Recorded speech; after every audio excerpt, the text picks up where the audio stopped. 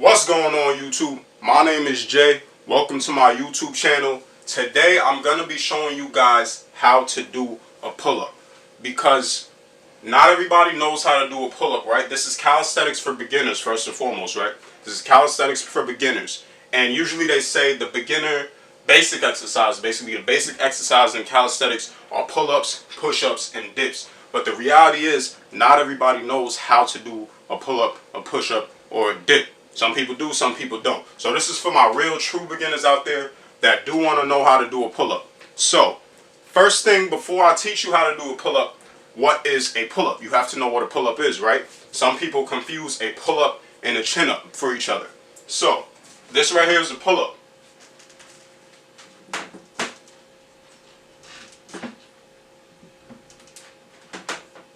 Right? So as you see, when I grab the bar, my palms are facing away from me, right? That's what a pull-up is. A chin-up is just like this.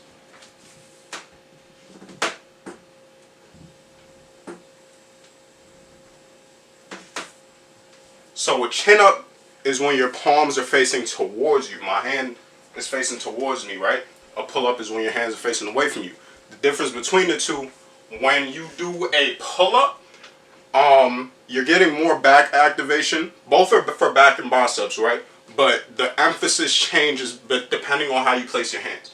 So you're doing a regular pull-up, palms away from you, you get more back and a little less help from the biceps. When you're doing a chin-up, you're getting more help from the biceps, and you're still getting back, like I said, but it's more emphasis on biceps when you're doing a chin-up.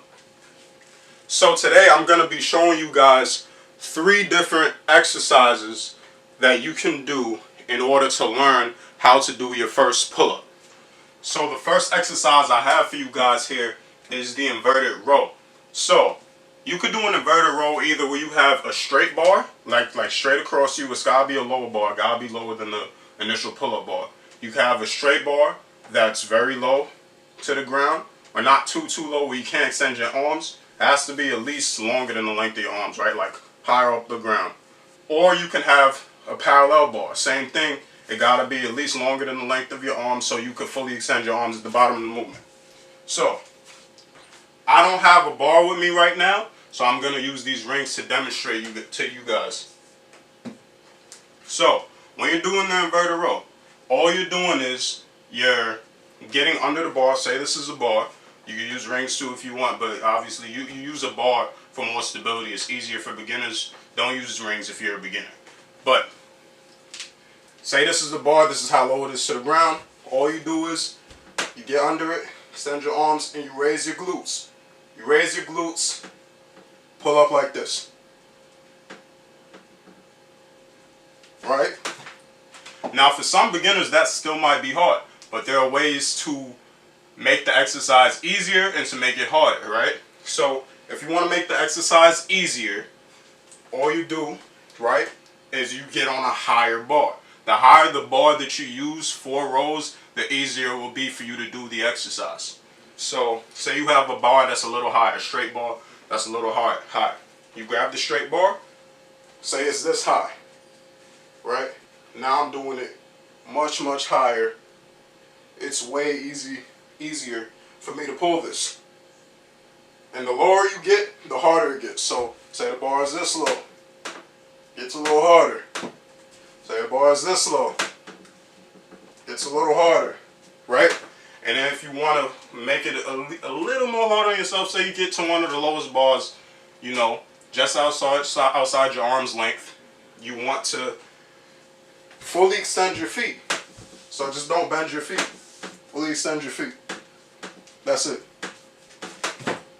What you're doing, you're extending your feet you're taking some of the assistance away from your legs, because you're not really pushing through your heels anymore to help you get up. But if you do want to make it easier and keep it easier, you keep your knees bent to get that little extra assistance from your legs.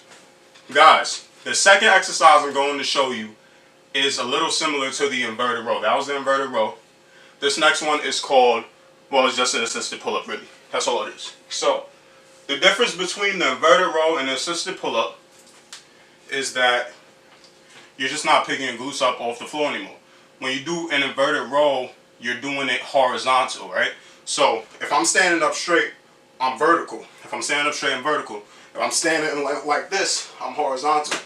All you're doing is, for assisted pull-up, you're making sure you stay vertical this time. So you get below the bar that you have, and then what you do at the bottom of the bar is you just keep your butt down. That's really it. You walk your feet out a little bit. You want your hands straight under the pull-up bar, or just a little behind it. Yeah, you just keep your butt down, and that's it. And you pull up like this. You see I'm staying vertical?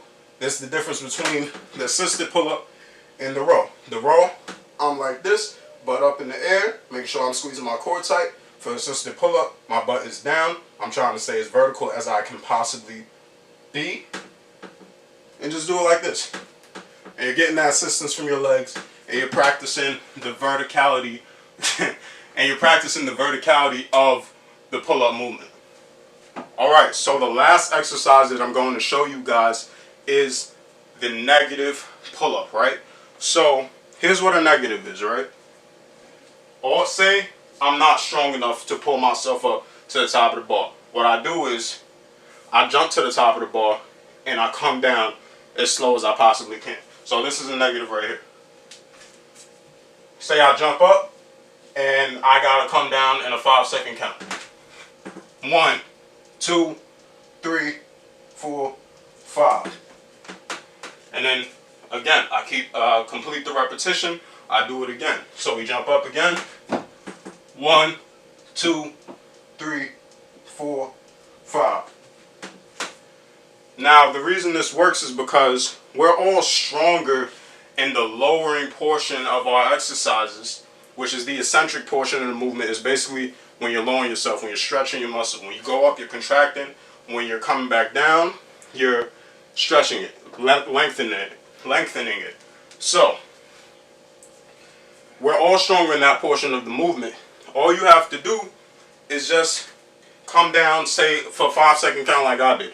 Say you don't feel strong enough, you can't come down for a 5-second count. That's okay. You could reduce the count. The point is you're trying to control the speed in which you come down, right? So say you can't do a 5-second count, so you go ahead and you do a 3-second count. Again, you jump up, 1, 2, 3, right? Came down a little faster, still controlled it on my way down. So doing negatives is a great way to help you bring up your pull-ups. Well, to get your first pull-up. It actually helps to bring up your pull-up reps as well if you'd like to do that.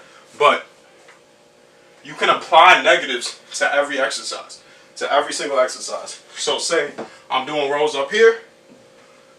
You don't have to just jump up. If you could do the movement, like do the contraction, go ahead and do the contraction.